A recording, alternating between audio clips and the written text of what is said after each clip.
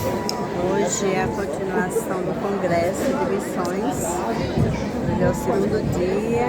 Olha, a igreja já está praticamente cheia, não começou ainda.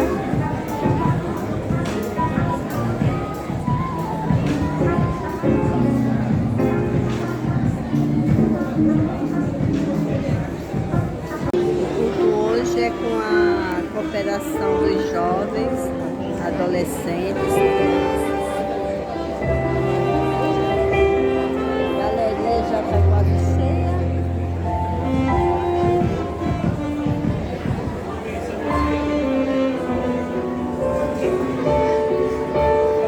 É 7 horas. Daqui a pouquinho está começando.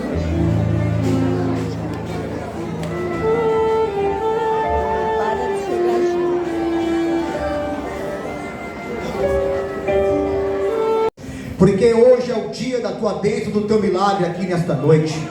Aquele que você está precisando da parte do Senhor, Ele pode realizar aqui, se você entregar a tua vida a Ele de todo o teu coração, de toda a tua alma. Aleluia. Hoje nós vamos adorar a Deus. Temos a participação especial das nossas crianças, dos nossos adolescentes, dos nossos jovens e dos varões também, para a glória de Deus nesta noite. Vamos ouvir já as crianças com a sua participação para a glória de Deus, em nome de Jesus. As crianças estão com a oportunidade.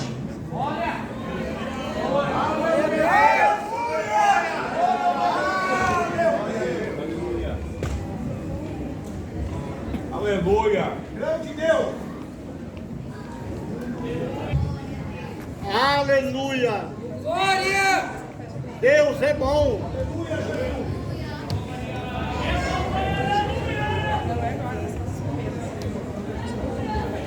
Glória! Aleluia!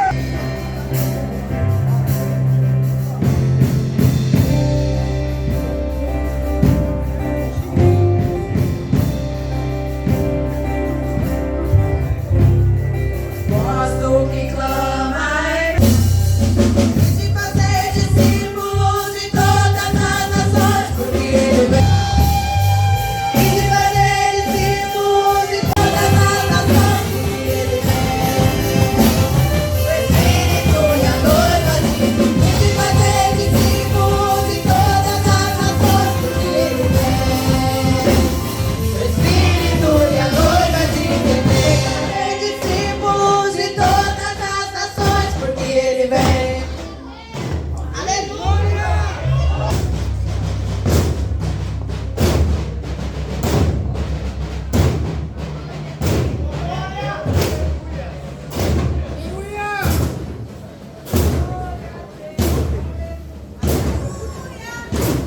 Glória ao nome do Senhor Jesus. Todos os tipos de recurso que a gente tem, o que a gente tem em mãos, a gente procura usar. Tem um texto aqui, na verdade são 2 textos, eu quero dividir rapidamente com os irmãos. Livro do Apocalipse, ou as revelações em Apocalipse. Capítulo de número 3, versículo de número 7, diz assim: ao anjo da igreja que está em Filadélfia escreve: isso diz o que é santo, o que é verdadeiro, o que tem a chave de Davi, o que abre e ninguém fecha, e o que fecha e ninguém abre. Eu sei as tuas obras, e diante de ti pus uma porta aberta, e ninguém pode fechar. Tendo pouca força guardaste a palavra a minha palavra, e não negaste o meu nome. Agora no versículo de número 14, diz assim: o anjo da igreja que está em Laodiceia, isso escreve: isso diz o Amém, a testemunha fiel, a verdadeira, o princípio da criação de Deus. Eu sei as tuas obras, que nem és frio e nem quente. Tomara que fosses frio e crente.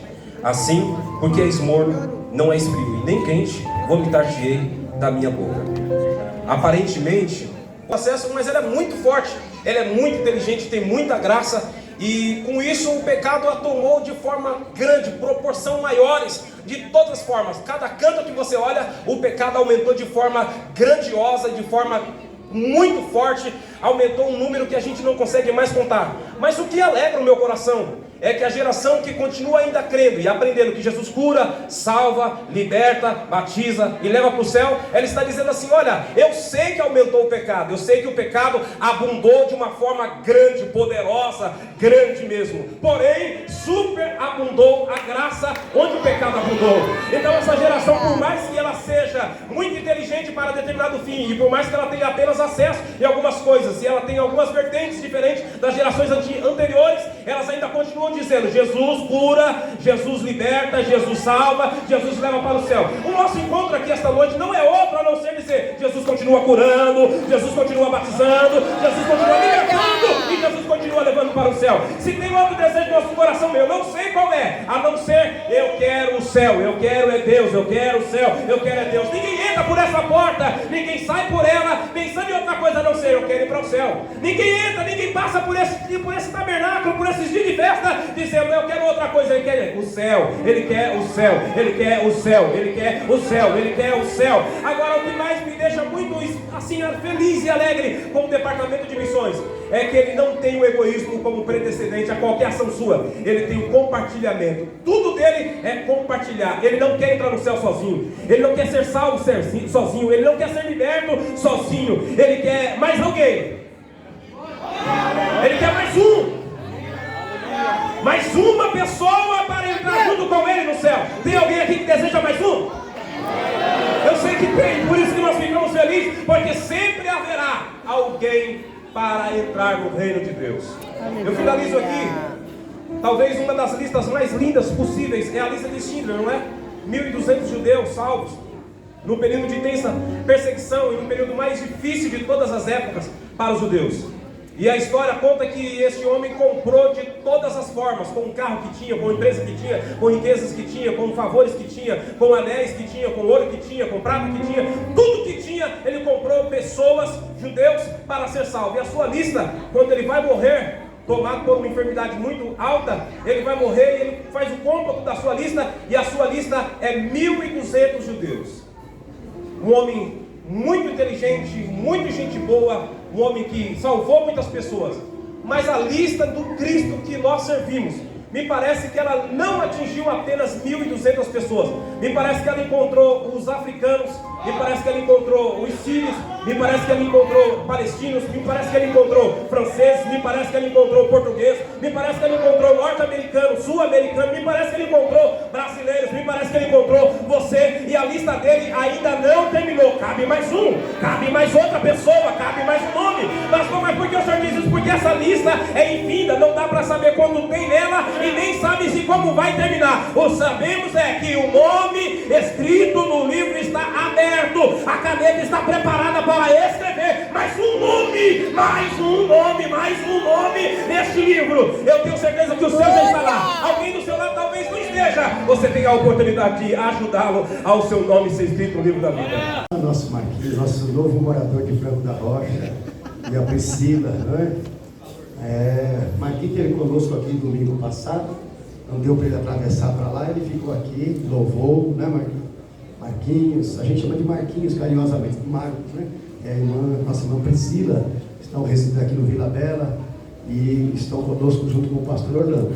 Eu quero perguntar à igreja, sente-se honrada, feliz em ter o nosso pastor conosco aqui, também o casal conosco, digo amém. Amém. Vamos dizer? Seja bem-vindo em nome de Jesus. A partir de agora a direção do trabalho com o pastor Orlando. Glória a Deus. Quero saudar o pastor Joel, todos os obreiros, com a paz do Senhor. Amém. Eu agradeço essa tão rica oportunidade que Deus tem nos dado. Missionária Sueli, esposa do pastor Joel, os demais, os pastores, Deus os abençoe. Devolva ao pastor Joel, oportunamente falaremos. Deus abençoe. Senhor, vamos ouvir o canto, adorando ao Senhor Jesus.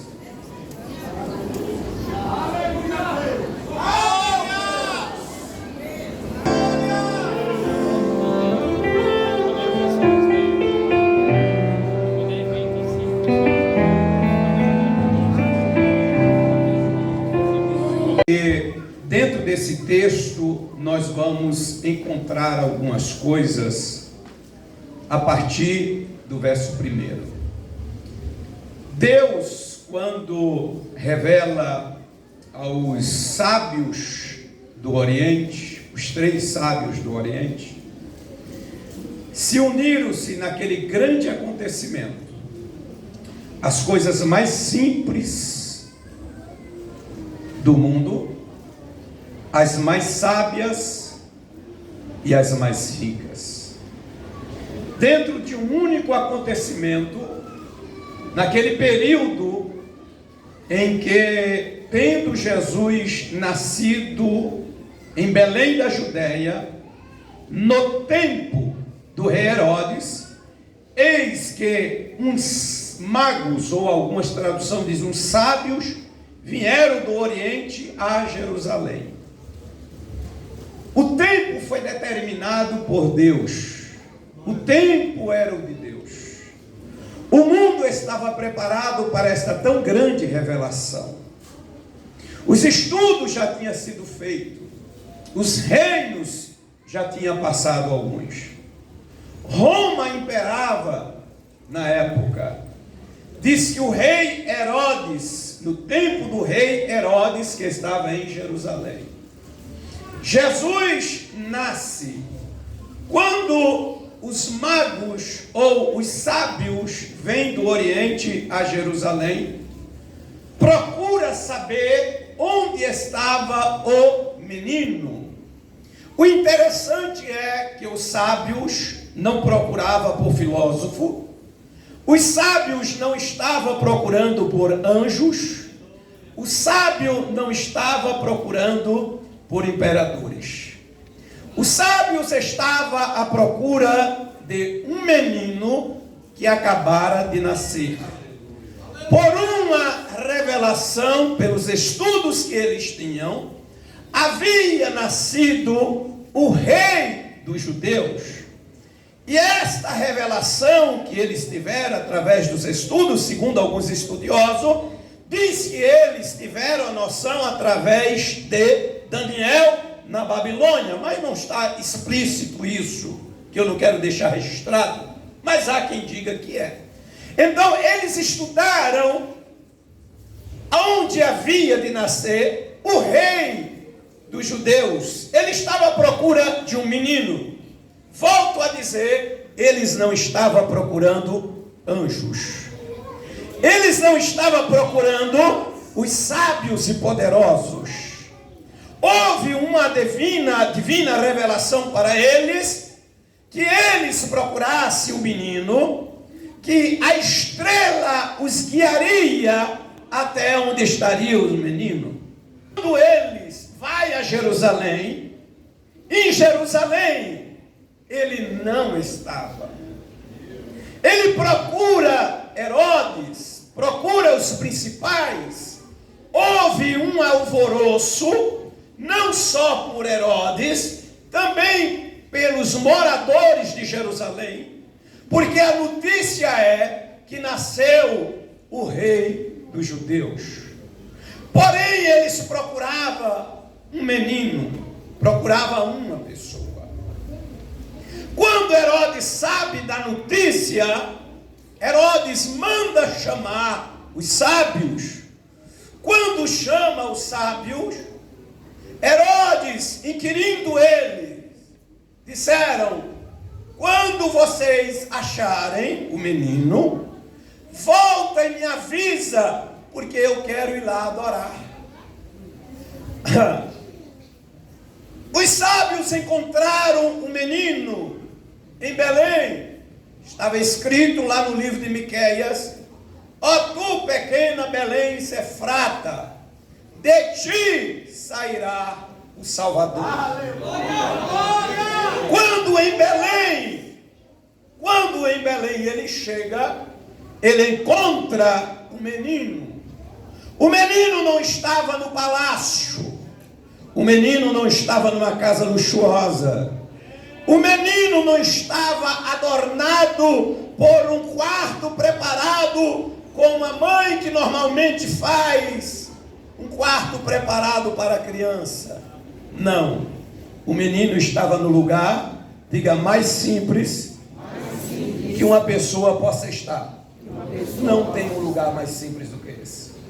Eles estavam no lugar simples, porém chegaram à maior sabedoria que Deus havia dado para aquele tempo. Chegaram os magos do Oriente. Juntou a sabedoria, a simplicidade e a riqueza, porque eles trouxeram incenso, ouro e mirra para apresentar, para dar de presente, que era digno de um rei receber. Porém, não estava em um palácio. Não queria anjo, Deus queria pessoa. E quero dizer para você, pessoa chora, pessoa sente e pessoa age. E muitas das vezes estavam escolhendo e procurando quem? Pessoas super poderosas. Talvez dissessem assim: o Salvador nasceu aonde? Os sábios foram para Jerusalém. Não era no palácio que estava o menino. Não era nos lugares carpetados que estava o menino, não. Quando João o Batista manda dos seus discípulos, lá no capítulo 7 do livro de Lucas, mandar procurar Jesus e dizer: és tu mesmo o Messias, ou haveremos de esperar outro? Jesus disse: fica um pouquinho aqui, que o culto vai começar, vocês vão ver e depois vocês dizem. A coisa aconteceu no culto, milagres aconteceu, coisas extraordinárias aconteceu. Jesus disse para os discípulos de João: agora você vai e diz para João tudo que vocês viram aqui. Disseram. Quando os discípulos saíram, Jesus disse para a multidão que ficou: o que vocês foram ver no deserto? Aí ele disse: uma cana amassada pelo vento? Não. Vocês foram ver um homem bem vestido? Ele disse: não, esses homens estão nos passos. Não. Vocês foram ver um homem, um profeta, que se vestia de pele de camelo, comia mel silvestre e gafanhoto. Foi isso que vocês foram ver no deserto. Quando nós procuramos o que é de Deus, onde Deus não está, com certeza não haveremos de encontrar. Quando você encontra pessoas que está disponível para o reino de Deus, esta pessoa, talvez ela não vai preencher aquele requisito que você está procurando. A selecionar pessoas para fazer a obra de Deus, para manifestar o reino de Deus, talvez você vai procurar ou dar um perfil para algumas pessoas. E o reino de Deus, ele é edificado por pessoas e não por anjos. E quando nós olhamos para determinadas pessoas e reprovamos elas, porque talvez ela não preencha aquele requisito que nós entendemos, e Deus olha para nós e diz: epa, por que você está rejeitando o que eu escolhi? Ou por que você está aprovando aquilo que eu rejeitei? Quando o profeta Samuel vai à casa de Jessé, conhecido por todos, ele olhou todos os filhos de Jessé, na primeira olhada ele disse: é esse aqui. Deus disse: não, eu não vejo como vê os homens. Primeira coisa, Deus não vê como vê os homens. Deus usa dos homens, mas não vê como vê os homens. Deus disse: esse não. Mandou buscar outro. Deve ser esse, também não. Deve ser esse, também não é. Deve ser este, também não é. Passaram-se todos os filhos de Jessé. Quando termina a apresentação, o desfile, o profeta pergunta para Jessé e diz assim: acabaram-se os mancebos? Não tem mais ninguém? Talvez pode entrar numa confusão pensado assim, mas eu estou aqui porque Deus me mandou, esse aqui é o endereço. E disseram que já acabou? Não acabou não. Tem mais um ainda que está no campo. Tem um menino no campo. Tem um garoto que está no campo. preenche o requisito para aquela finalidade, não. Mas manda chamar lá que eu quero dar uma olhadinha nele. Manda chamar lá. Aonde é que ele está? Não, ele não estava dentro de casa, ele não estava no campo de guerra. Ele estava no campo apacentando ovelha. Manda buscar, que eu quero dar uma olhadinha nele, nesse menino. Lá no Salmo 89 e o verso 20, se não falha a memória, diz assim: achei o meu servo Davi e ungi com meu santo óleo. O óleo de Deus desce na cabeça de quem Deus acha e não de quem nós achamos. O óleo de Deus vem na cabeça daquele de quem Deus escolhe, não na cabeça de quem nós escolhemos. O óleo de Deus tem a finalidade para a pessoa escolhida por Deus. Não se joga óleo fora, não se barganha óleo de unção fora, não se barganha óleo de missionário fora. Não, não, não. O óleo é colocado na cabeça de quem Deus escolhe. O óleo não é para os irmãos de Davi, era para Davi. Deus não desperdiça tempo. Não. Aleluia. Deus não desperdiça óleo. Às vezes nós queremos pessoas gabaritadas, pessoas com maior nível, seja ele social, intelectual ou de outras formas. Tudo bem, Deus usa quem Ele quer, mas a escolha quem faz é Deus. A primeira coisa é uma pessoa disponível. Ezequiel disse: procurei um homem. Procurei um? Diga, não é anjo, é homem. Homem é falho, homem chora, homem sofre, homem é falível. Homem tem os seus altos e baixos, as suas esquisitices. Eu costumo dizer o seguinte: nós olhamos para alguém e dizemos assim, mas fulano é muito esquisito. Rapaz, às vezes você é mais esquisito do que o fulano. Profetizar, dá uma olhadinha para ele. Aí você começa a montar um perfil e diz: aquele cabo é 10, ele é muito homem, ele é muito usado. É para isso que nós estamos aqui, é para ser usado por Deus. Mas tem uma coisa que é essência nossa: é homem, é pó, é carne, é cinza.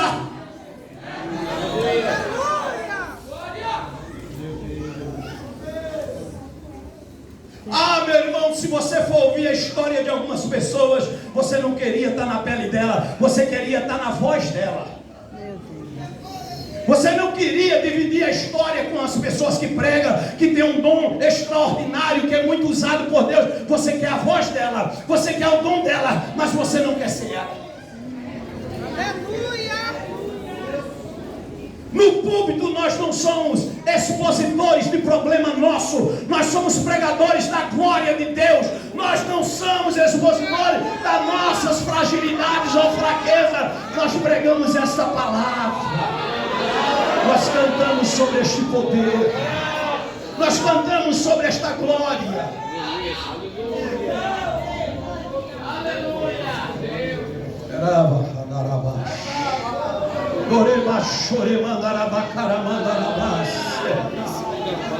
Os magos, os sábios, não foram ver os anjos, por mais que estivesse lá, mas não foram ver um menino, foram ver uma pessoa.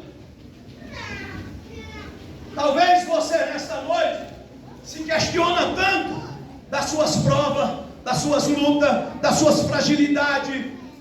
Talvez você se questiona tanto porque Deus não muda o quadro que você está vivendo. Talvez você se questiona muito porque não vem aquele sobrenatural. Naquele culto que você termina o culto, parece que deixou o sapato na igreja, e quando chega em casa você se recorda que é homem. Verdade, meu Deus. Ah, meu irmão, quantos cultos você já não saiu? Parece que o sapato perdeu na igreja. É assim ou não é? É assim ou não é? E de repente você chega em casa, você sabe que você dá uma olhadinha, você vai para o espelho, você parece que é Naamã quem venceu uma batalha agora para a Síria, mas quando você tira a armadura, diz: eu tenho uma lepra debaixo aqui. Não é a lepra do pecado, é da fragilidade, é da angústia, é do problema. Talvez você veio aqui esta noite, mas a tua cabeça não está deixando você pensar direito, porque você tem um problemaço para resolver, e você está questionando muito a Deus como é que vai resolver. Ei, não esqueça que você é homem.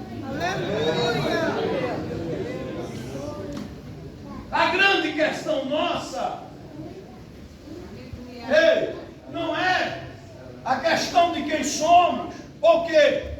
Não, a grande questão é para que nós somos, por que nós estamos, por que nós estamos falando, deixando Deus trabalhar.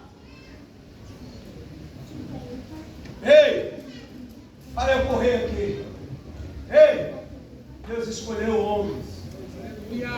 Jesus pega um publicano, pecador, e diz: eu quero você. Ele pega um cobrador de impostos e diz: eu quero você. Ele pega um pescador e diz: eu quero você. Aleluia. Ele pega um outro e diz: eu quero você. Ele vai saindo pelas ruas, ele diz: eu quero você.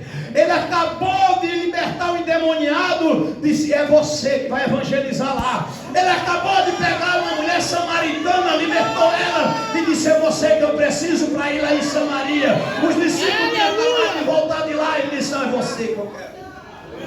Não vou pregar para aquele povo é ruim, aquele povo não presta. Ei, Deus coloca você no meio de gente que não presta mesmo, meu irmão. Deus coloca você no meio de gente ruim mesmo. Deus coloca você no meio de lugar de gente que não te ama, às vezes vai te odiar. Mas profeta não tem esse negócio. Profeta não faz acepção de pessoa. Profeta não passa a mão na cabeça, ele fala o que Deus manda. O lugar é quem escolhe é Deus. Às vezes a gente diz assim: eu só pego bucha. Eu caí na besteira, e quando cheguei no Nordeste a primeira vez, lá no Pernambuco, Vitória de Santo Antão, eu olhei para a igreja onde eu assumi, olhei assim, pastor Joel, e disse assim comigo: rapaz, possivelmente Deus rejeitou esse povo e rejeitou a mim também, por isso que ele mandou para cá. Saí de Franco da Rocha, ei missionário, saí de Franco da Rocha, que a senhora sabe que é, pastor Joel. Saí de Franco da Rocha, ir para o Nordeste, sem desprezo nenhum ao Nordeste, estou falando da condição que estava lá. Eu falei isso lá. Bati o olho na igreja, difícil, igreja difícil, tudo difícil. Eu disse: não, Deus me rejeitou, não é possível.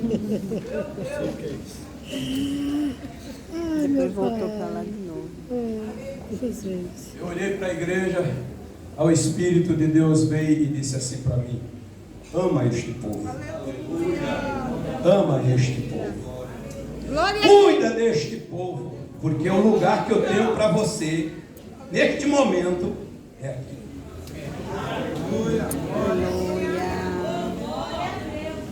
Você está questionando Deus às vezes de lugar, de onde mora, de vizinho, de pessoas. Começa a ser profeta lá, começa a orar lá, começa a entrar em jejum e oração, começa a fazer o papel de profeta, começa a ser homem de Deus, começa a ser boca de Deus, porque você é a pessoa para aquele lugar nesse tempo. Aleluia. Aí eu comecei a ver umas coisas de Deus acontecer. Aí eu disse: espera aí, já que Deus me mandou, eu vou alugar um salão grande na avenida principal. Aluguei o salão. Aí alguém disse: o senhor é doido. O senhor é doido.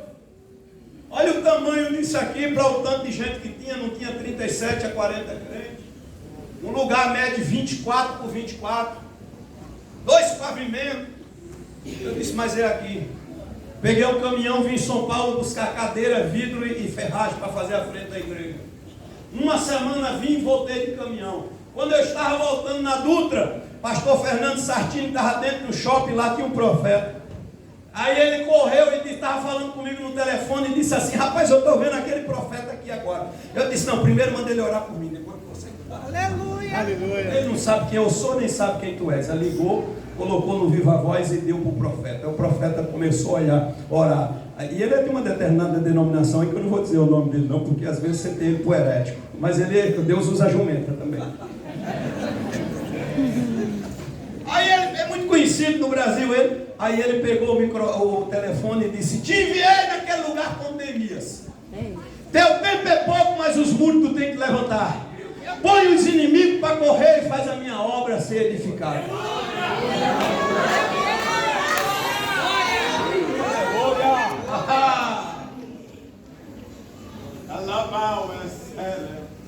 O deserto quem escolheu foi Deus para João Batista.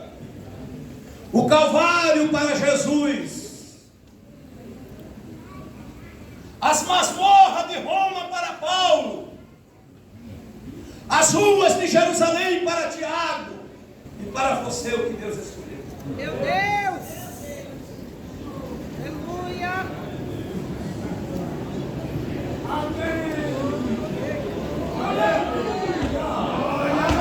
Deus escolheu o deserto para Moisés e depois o Egito.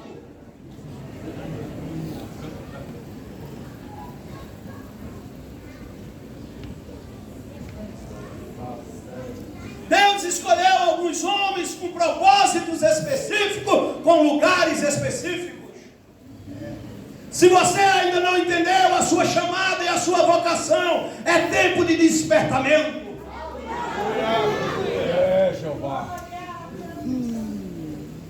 Se você